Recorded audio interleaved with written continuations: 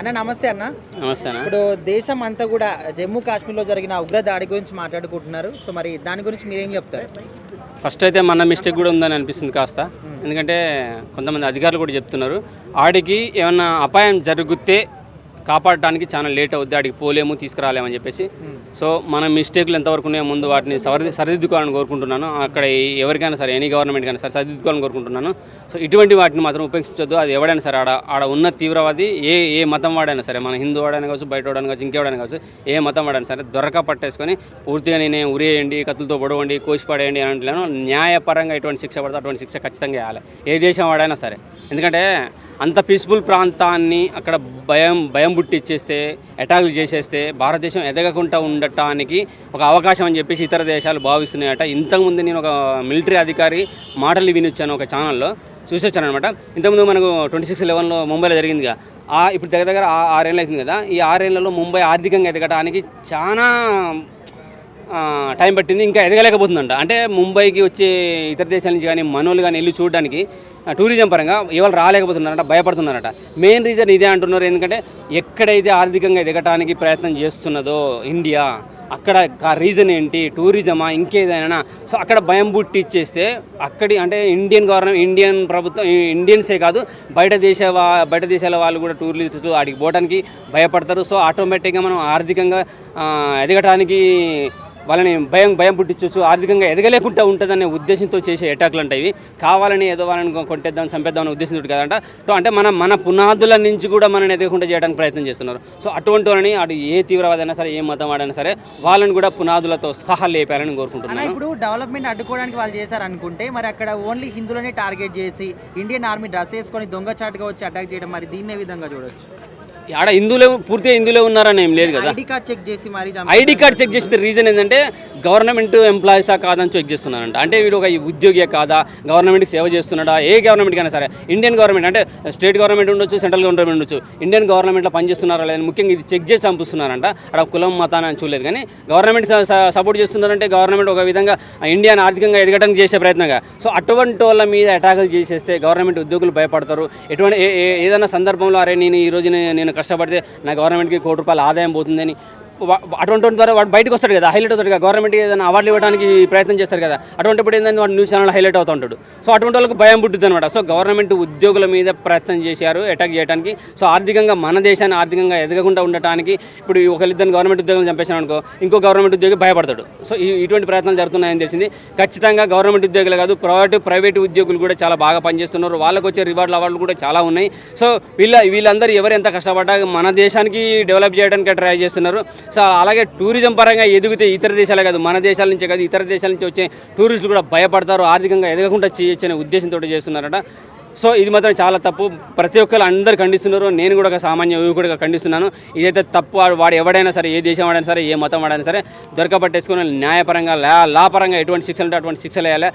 అవసరమైతే అక్కడి గవర్నమెంట్కి వెళ్ళి మీరు పట్టుకొని వానికి ఏమైనా శిక్ష చేస్తారా లోకల్గా మీ గవర్నమెంట్ తరఫున, లేదంటే మా దేశానికి తీసుకుపోయి మరి అహింసలో నుంచి తీసేస్తే ఈ హింస ఎలా ఉంటుందో ప్రపంచానికి మేము గుర్తు చేయాలా అనే ఉద్దేశంతో మనోళ్ళు కనుక ఒక అడుగు ముందేసేస్తే ఖచ్చితంగా అందరూ భయపడతారు. ఇప్పుడు పాకిస్తాన్ మీద మన ఒకలే కాదు బయట దేశాలలో కూడా మనకు ప్రధానికి ఫోన్ చేసి చెప్తున్నారంట, సానుభూతి తెలియజేస్తున్నారట.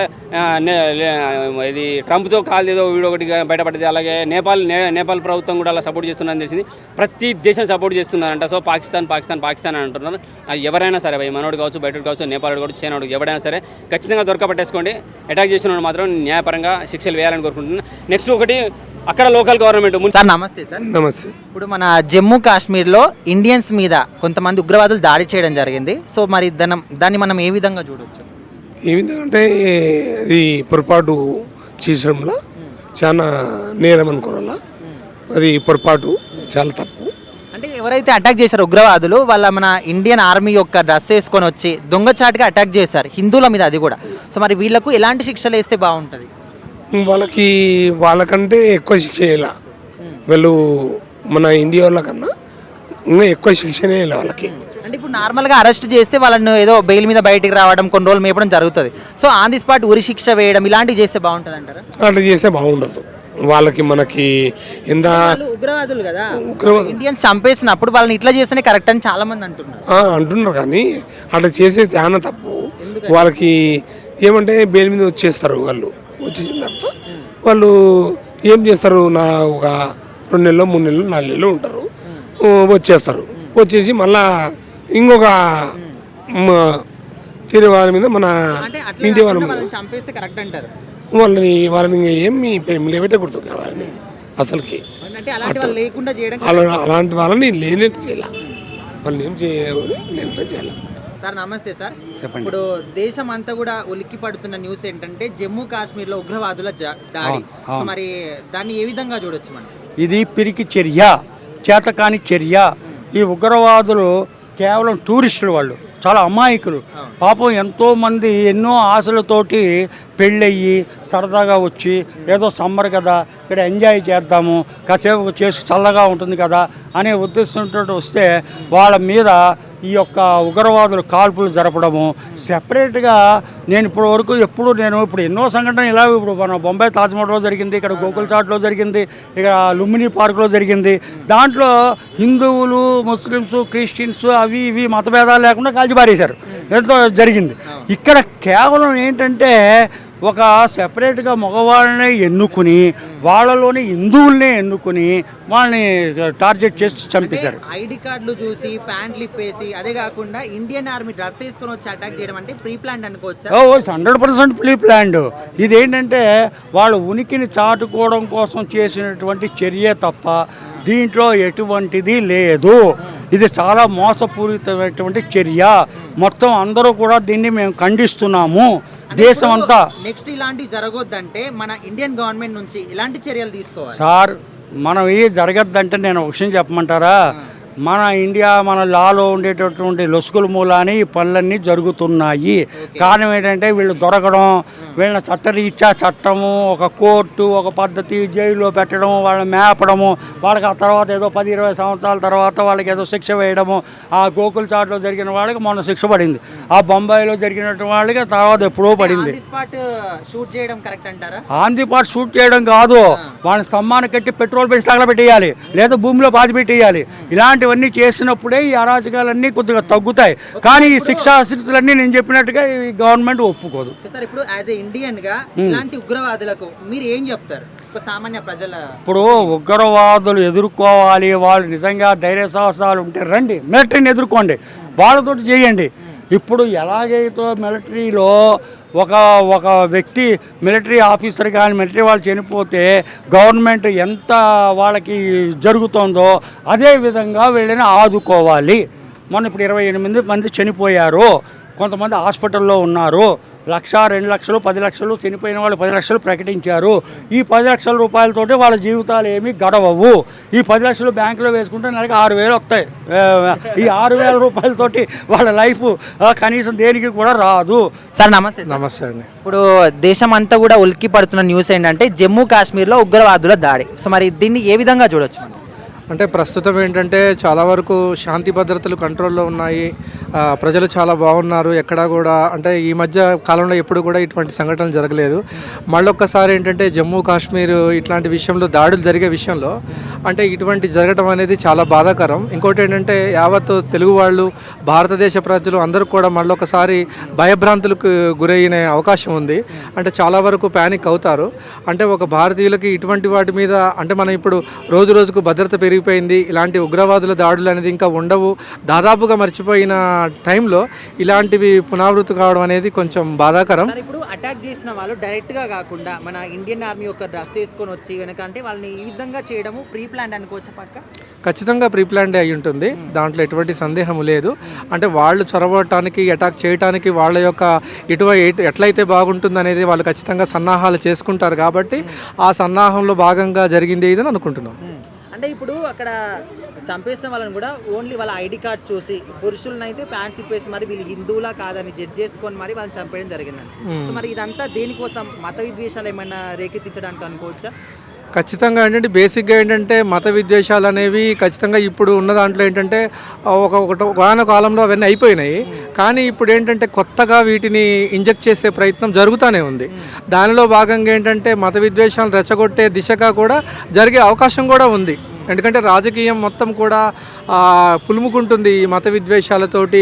ఈ రాష్ట్రాలు అయితే చిన్న చిన్న రాష్ట్రాలు అయితే కులాలతోటి మతాలతోటి మళ్ళీ వీటన్నిటిని ఉన్నాయి కాబట్టి ఖచ్చితంగా దీని ప్రమేయం ఉండవచ్చు. ఖచ్చితంగా అవకాశం ఉంది. అన్న నమస్తే అన్న. నమస్తే అండి. ఇప్పుడు మన ఇండియన్స్ అందరూ కూడా ఒక ఇష్యూ గురించి మాట్లాడుకుంటున్నారంటే జమ్మూ కాశ్మీర్లో జరిగిన ఉగ్రవాదుల దాడి. సో మరి దీని గురించి మీరు ఏం చెప్తారు? అది చాలా బాధాకరం విషయం. ఎందుకంటే ఇప్పుడు ఆడ జరిగింది, ఇప్పుడు మన ఇండియాలో కూడా అట్లానే పరిస్థితులు వస్తుంది. అది గవర్నమెంట్ ఏంటంటే యాక్షన్ తీసుకోవాలి. యాక్షన్ తీసుకుంటే ఏంటంటే మళ్ళీ ఇంకోసారి మనకు ఏమైనా అయితే ఇప్పుడు వాళ్ళ 26 మంది గాయాలైనాయి, చనిపోయారు.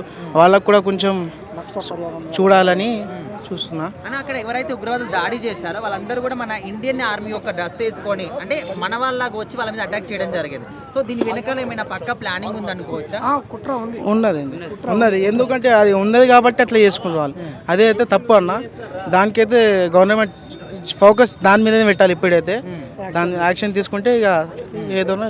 అండ్ ఇంకొక విషయం అన్న, ఎవరి మీద అయితే అటాక్ చేశారో వాళ్ళని ఓన్లీ హిందువుల ముస్లింల అని ఐడెంటిటీ కార్డ్ చూసి మరి అటాక్ చేశారంట. ఇక్కడ అన్న దీని వెనకాల ఏమన్నా మత విద్వేషాలు రేకెత్తించడానికి ఇప్పుడు మన తెలంగాణలో తెలుగు అయినా ముస్లిం అయినా బాయ్ బాయ్ అని ఉంటాం. ఇప్పుడు నువ్వైనా నేనైనా ఇప్పుడు నువ్వు వచ్చినావు, నేను ముసల్మాన్, నువ్వు తెలుగులో మాట్లాడుతున్నావు, నేను కూడా తెలుగులో మాట్లాడుతున్నాను. అట్లా కాబట్టి మంచిగా ఉన్నాం. ఆడ ఏమైనా అయిందేమో ఇష్యూ చేస్తున్నారు. కాశ్మీర్ని మనకి ఇచ్చేసారు కదా, అయినా కూడా ఇంకా వాళ్ళకి యాక్సెస్ ఎలా దొరుకుతుంది వాళ్ళ దగ్గర నుంచి? అదే ఇప్పుడు అదే కదా అన్న, గవర్నమెంట్ ఫోకస్ ఇప్పుడు దీని మీదనే చేయాలి. ఇప్పుడు అన్ని వదిలేసి ఫస్ట్ దీని మీద చేస్తే మనకు తెలుస్తుంది. తెలిస్తే చర్యలు తీసుకోవాలంటారు. కఠినమైన చర్యలు తీసుకోవాలి. కఠినమైన చర్యలు కంపల్సరీ తీసుకోవాలి. ఇప్పుడు నెక్స్ట్ ఎవరైనా ఇలాంటివి చేయడానికి భయపడాలంటే మన ఇండియన్ గవర్నమెంట్ ఎలాంటి శిక్షలు వేయాలి వాళ్ళకి? ఇప్పుడు శిక్షలు అంటే అన్న వాళ్ళ బాటలోనే ఉంటుంది. ఇక మేమేం చెప్పలేము కదా. వాళ్ళే నార్మల్గా మన ఇండియన్ గవర్నమెంట్ ఎట్లా అంటే ఒక ఇష్యూ జరిగినప్పుడు వాళ్ళని అరెస్ట్ చేయడం, మళ్ళీ కొన్ని రోజులకు బెయిల్ మీద బయట ఇట్లా ఉంటుంది. కానీ ఇతర దేశాల్లో మాత్రం ఆన్ ది స్పాట్ చంపేయడం ఇట్లాంటివి ఉంటాయి. సో అట్లాంటి చట్టం ఇక్కడ వస్తే బాగుంటుంది అనుకో. కంపల్సరీ అట్లాంటి చట్టం రావాలి. ఎందుకంటే ఇప్పుడు ఒకరు చేసిన అందరికీ వస్తున్నది, అది తప్పు. అది టెర్రరిస్టు చేసిందంటే అది కంపల్సరీ వాళ్ళని శిక్షించాలి. ఇది కంపల్సరీ ఇది ప్రభుత్వం వైఫల్యం అనుకుంటున్నాను నేనైతే కదా. అది ఎందుకోసమని తెలియదు. ఇంకోటి ఏంటంటే మన పాకిస్తాన్కి, ఇండియాకు, జమ్మూ కాశ్మీర్కి ముగ్గురు అంటే అవతల 2 నేషన్స్కి కాశ్మీర్ కావాలి అనేసి ఫైట్ కూడా జరుగుతుంది. దాదాపు ఒక 2-3 ఇయర్స్ నుంచి భారీగా ఉంది. నిన్న జరిగిన అటాక్లో 27 మెంబర్స్ డెత్కు గురయ్యి ఇంకా కొంతమంది ఇంజూరీ అయిపోయి, అది చాలా బాధాకరమైన విషయం అన్న. ఇది ఎంత తొందరగా కావాల్సి అంత తొందరగా మన ప్రభుత్వం అంటే కేంద్రం, మన మోడీ గారు త్వరగా ఘాటుగా స్పందించి వాళ్ళ మధ్యలో ఏముందో అని క్లియర్ చేసుకొని అక్కడ ఉండే అంటే బార్డర్స్లో మన సైన్యానికి ఫుల్ సపోర్ట్ ఇచ్చి అక్కడ నిలబెడితే చాలన్నా. ఇప్పుడు అటాక్ చేసిన ఉగ్రవాదులు మన ఇండియన్ ఆర్మీ డ్రెస్ వేసుకొని వాళ్ళొక అంటే బిరికి పందర్లాగా వచ్చి ఈ విధంగా ఓన్లీ హిందువులని ఐడెంటిటీ కార్డ్ చూసి మరి వాళ్ళని చంపేయడం వెనకాల అసలు దీని వెనకాల ఏముందండి? ముస్లిమ్స్ అనే ఐడి చూసినప్పుడే వదిలిపెట్టినరు, మన హిందూస్ అని చూసినప్పుడే కాల్ చేసినరు. ఇంకొక వాళ్ళు కప్పులు అయితే పాపం ఒక అబ్బాయిని చంపిన తర్వాత కూడా నన్ను కూడా చంపు అంటే వాళ్ళు ఏ రేంజ్లో ఉద్రిక్తతో ఉన్నారో మన హిందూస్ పైన కానీ మన ఇండియా పైన కూడా. నిన్ను చంపను, నిన్ను చంపితే మోడీకి ఎవరు చెప్తారు, నువ్వు పోయి మోడీకి చెప్పాలి నువ్వు అనేసి స్టేట్మెంట్ కూడా వాళ్ళు పాస్ చేసినారు. అసలు ఇది ఎంత తొందరగా కావాల్సి అంత తొందరగా మనం నరేంద్ర మోడీ గారు సాల్వ్ చేసి అక్కడ మన బార్డర్ దగ్గర మన సైన్యాన్ని పెట్టి చూడడం బాగా మంచిగా గట్టిగా బలపరిస్తే బాగుంటుందని అనుకుంటున్నాను. అన్న నమస్తే అన్న. సో ఇప్పుడు దేశం అంతా కూడా ఉలిక్కి పడిన న్యూస్ ఏంటంటే జమ్మూ కాశ్మీర్లో ఉగ్రవాదుల దాడి. సో మరి దీన్ని చాలా మంది కూడా అంటే కావాలని పాకిస్తాన్ వాళ్ళు చేశారని కొంతమంది అంటున్నారు. అసలు ఎందుకోసం జరిగింది అనుకుంటున్నారు? మీ అభిప్రాయం ఏంటి? అది ఎవరు చేసినా, పాకిస్తాన్ వాళ్ళు చేసినా, ఇంకెవరు చేసినా కానీ వాళ్ళని మాత్రం ఎన్కౌంటర్ చేయాలని నేను కోరుతున్నా. క్షమించేది లేదు ఈ పని చేసిన వాళ్ళని. నరేంద్ర మోడీ గారి పాలనలో ఈరోజు దేశం బ్రహ్మాండంగా శాంతి భద్రతలతో బ్రహ్మాండంగా ముందుకు దూసుకుపోతుంది. ఇలాంటి పరిస్థితుల్లో ఈ రకంగా వాళ్ళు అక్కడ అది జమ్మూ కాశ్మీర్ దగ్గర ఆ ఏరియా వచ్చి ఒక టూరిస్ట్ ప్లేస్ అని విన్నా. మన ఏదో అంటే చాలామంది టూరిస్టులు వెళ్తూ ఉంటారంట మ్యాక్సిమం. పాల్గాను చాలామంది టూరిస్టులు వెళ్తూ ఉంటారు ఏదో ఫ్యామిలీలతో. మనం గోవా ఎలాగ వెళ్తామో అలాగే అది కూడా ఒక టూరిస్ట్ ప్లేస్ ఏదో వెళ్తూ ఉంటారు. అలాంటి టూరిస్ట్ ప్లేస్లో అక్కడికి వెళ్ళిన టూరిస్టుల మీద అది మీరు హిందువుల అని అడిగి మరీ చంపారంటే ఎంత ఘోరం. ఐడి కార్డు చూసి మరి కొంతమంది అది జెంట్స్ని అయితే ఫ్యాంట్ ఇప్పించి చూసి మరీ చంపారంట. అంటే హిందువా కాదా అని. అంటే టార్గెట్ హిందువులు వాళ్ళు టార్గెట్ చేసిందాడు. ఇది మరీ దారుణం. ఈరోజు నరేంద్ర మోడీ గారి నాయకత్వంలో దేశంలో అన్ని మతాల వాళ్ళు సురక్షితంగా ఉన్నారు. ఒక హిందువులే కాదు. తప్పిదానికి కారణం ఏందనుకోవచ్చు అన్న? ఇది కావాలనే చేశారు. అంటే ఇండియాకి ఏదో వీళ్ళు బెదిరింపు కాలు ఇద్దాం అన్నట్టుగా ఆర్మీ యొక్క డ్రెస్ తీసుకొని మరీ వచ్చి అక్కడ ఐడి కార్డులు చూసి మరి హిందువులను టార్గెట్ చేయడం, అసలు దీనికి రీజన్ ఏంటనుకోవచ్చు? అదే అర్థం కావట్లేదు. వాళ్ళు అసలు వాళ్ళు మామూలుగా వచ్చింటే సరే ఓకే, ఇండియన్ ఆర్మీ డ్రెస్ చేసుకొని వచ్చి మరీ అటాక్ చేశారంటే అసలు వాళ్ళని క్షమించకూడదు. ఇండియన్ ఆర్మీ అంతా వాళ్ళ కోసం గాలింపు చేయాలి. దీని వెనక ఉండి వాళ్ళు చేయించిన వాళ్ళ మీద కూడా చర్యలు తీసుకోవాలి. ఇలాంటి సంఘటనలు మళ్ళీ జరగకుండా దేశ శాంతి భద్రతలో ఉండాలని ఇప్పుడు దీంట్లో చాలామంది 20 మంది చనిపోయారంట. దాదాపు 30 మంది దాకా తీవ్ర గాయాలయ్యాయంట. వాళ్ళ కుటుంబాలకి నా ప్రగాఢ సానుభూతి. అలాగే గాయపడ్డ వాళ్ళకు కూడా మంచి మెరుగైన శిక్ష అందించాలని, ఇలాంటి సంఘటనలు మరలా జరగకూడదని నరేంద్ర మోడీ గారి నాయకత్వంలో దేశం ప్రశాంతంగా ఉంది. పీఎం గారు ఈ ఇష్యూ సీరియస్గా తీసుకొని దీనికి సంబంధించిన వాళ్ళని ఎన్కౌంటర్ చేసి అలాగే దీని వెనకున్న వాళ్ళ మీద కూడా చర్యలు తీసుకోవాలి. ఏ దేశపోలైనా కానీ క్షమించకూడదు. దీనికి ప్రపంచ దేశాలు కూడా ఇలాంటి వాటిని క్షమించకూడదు. ఉగ్రవాదాన్ని అణిచివేయాలని నేను కోరుతున్నాను.